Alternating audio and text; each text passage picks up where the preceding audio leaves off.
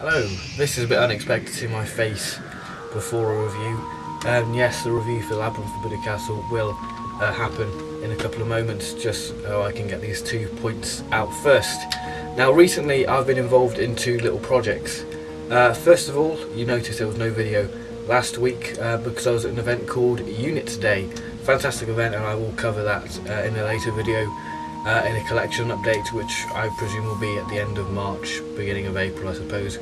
And I featured in an interview with the wonderful John Levine. So please do check that out. It's hosted by Viscaramundas Productions, a person who does the wonderful Hoover High Council, and it features the wonderful Geeks Handbags Fingers, so watch out for that.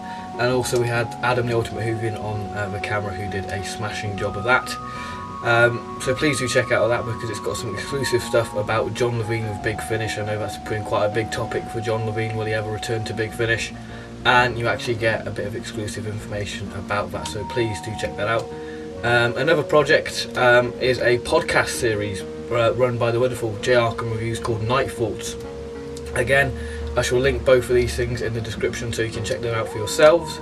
And it is basically a topical sort of podcast where he and a guest, in this case me, we would discuss a topic. So in this case, the first one I did was the Daleks, and we basically do a history of the Daleks. So we go through like Dalek Mania, etc., and that sort of stuff. And it's a really well organised podcast, and I believe that it was going to be a monthly thing, but I think that he sort of decided that it'll either be 2 weeks or 3 weeks now.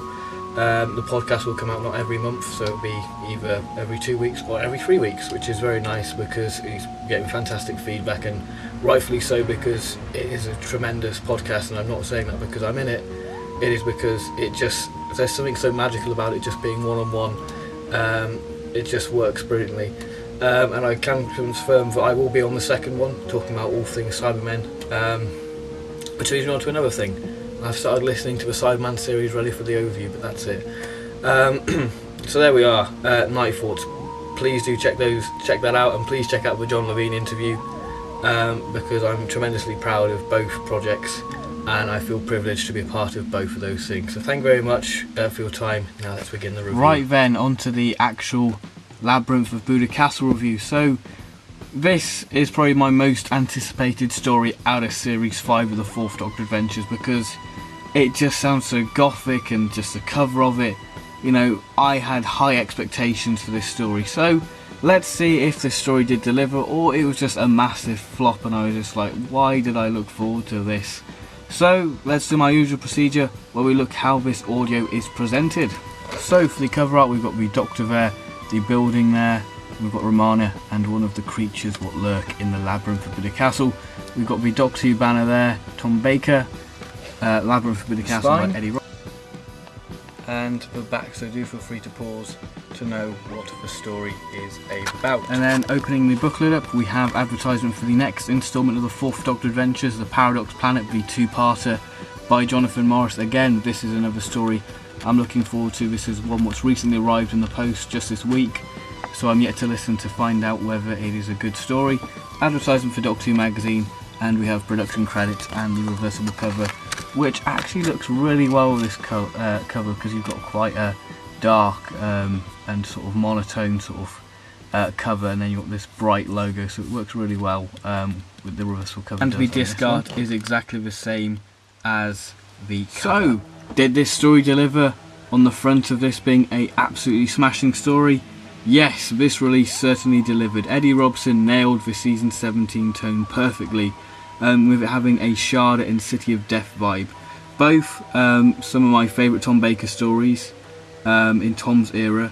I think what sticks out in terms of this story being the same as those 2 stories is the location. You can easily picture Tom and Lala wandering around, you know, the streets, and it just has this different vibe to it with location. It's one of those stories where you can actually picture it being on telly. You can see it being quite a low budget story, but obviously they'd have to fly out to the location and do all the location footage, but it just has this nice grand feel, and it's quite refreshing to see a story not set in Britain, if you know what I mean, but it's got a bit more of a foreign sort of take to it really, and these sort of foreign named characters, which is very nice, just sort of quite refreshing in my eyes.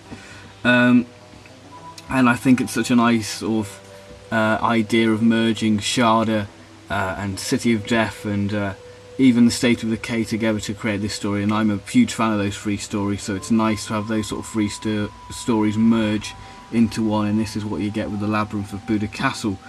Now, the first scene of this release really does set the tone. For part one, it is just really atmospheric with things lurking in the shadows in the labyrinth, and you know, in the first like 5 minutes we've got somebody dying, which is great, like being ripped apart. So yeah, it's literally quite a dark start to the story and really does set the tone of the story in general.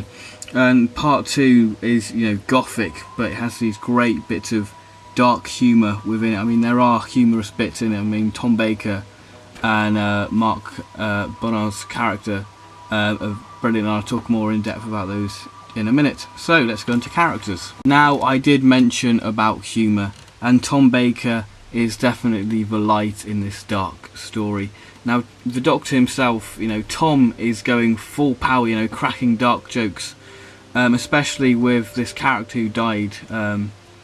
And you know, he's a football fan, and the Doctor's like, "Oh, shame, you're going to miss out on a cracking year of football." You know, it's a great bit. You know, it's quite funny, quite morbid. Going, "Oh well, I get to see this football, but you get to miss out on that." So yeah, it's quite a dark moment, that I suppose, that somebody's died and he's just going, "Huh, you missed a good year of football." And you know, he gets a nice little moment saying that he wouldn't recommend Gallifrey as a holiday destination.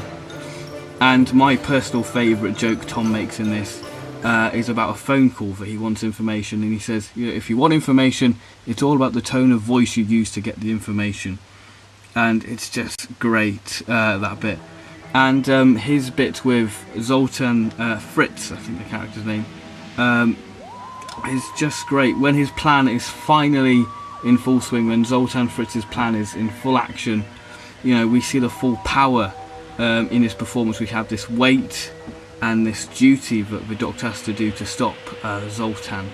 So that's just great. I absolutely love Tom's performance, that he can just be humorous and then he just flips instantly from cracking a joke into this, you know, powerful figure. So this is great. Tom, I have to say, this is one of his best performances. Just, I absolutely love the Fourth Doctor in this. Romana, played by Lalla Ward. She is really strong-willed in the story, especially when she first encounters Zoltan in the sort of cafe bit, and I'm just like, ooh, yes, you know, it just shows the independence of Romana, that she doesn't rely on the Doctor when the Doctor's away. You know, the Doctor and Romana are somewhat split up in this, doing their own little things, but they do sort of reunite and cross wires in the story. And there's a nice bit about Romana's sonic screwdriver, that Romana has to give the Doctor her sonic screwdriver because the Doctor's sonic screwdriver has got a flat battery. Isn't that fun? And that sums up the new series sonic screwdriver, always in the charging place. Mark Bonar's character, obviously we know him for playing the 11, and this isn't his first sort of encounter with the Fourth Doctor. You know, well, Mark as a person, because he was in the English Way of Death. And the scenes with the Fourth Doctor are just electric. They're just, you know, throwing bit of wit at each other, you know, especially, you know, the Doctor talking about his trousers, you know, that Zoltan's just like, I rather like your trousers, they're very good. And also the holy water bit, you know, that though this is a vampire story, it's a really good twist on a vampire story. You know, the holy water bit is just fantastic, you know, thinking you really thought holy water was going to work. And, you know, he is just a smooth vampire. It's just great. He's like really silky smooth. Just the voice is just great, and it really you know, it is very much a traditional sort of vampire voice, but it's just really smooth and grand and eccentric. It's just fantastic. I love that. And we have this vampire hunter character. I can't remember the character's name. I think it is I think it's Celia, I think the character's name.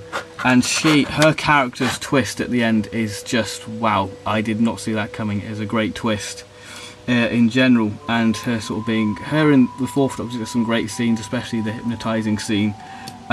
So overall, what do I think of this story? It's a dark gothic story with a good dose of humour. with the essence of season 17. It's a great twist on a vampire story, especially why vampires need blood and that sort of thing. So it's a really good story. So if you're a fan of vampire stuff, and I think Big Finish do vampire stories brilliantly, because I recently listened to The Tangled Scheme, the Sherlock vampire story, and that was superb.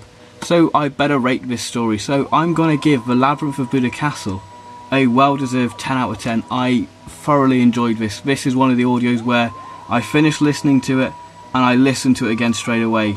I just wanted to listen to it again because I just wanted to keep this story going. I just didn't want this story to end, so I listened to it again. It was just a superb story and just action-packed, full of the goodness of the Fourth Doctor, with, you know, the dark gothicness of the Philip Hinchcliffe era, with the humour of Douglas Adams. It is just a superb release. So, thank you very much for watching this review, and I'll see you on my next Fourth Doctor review, which will be The Paradox Planet. So thank you very much, and goodbye.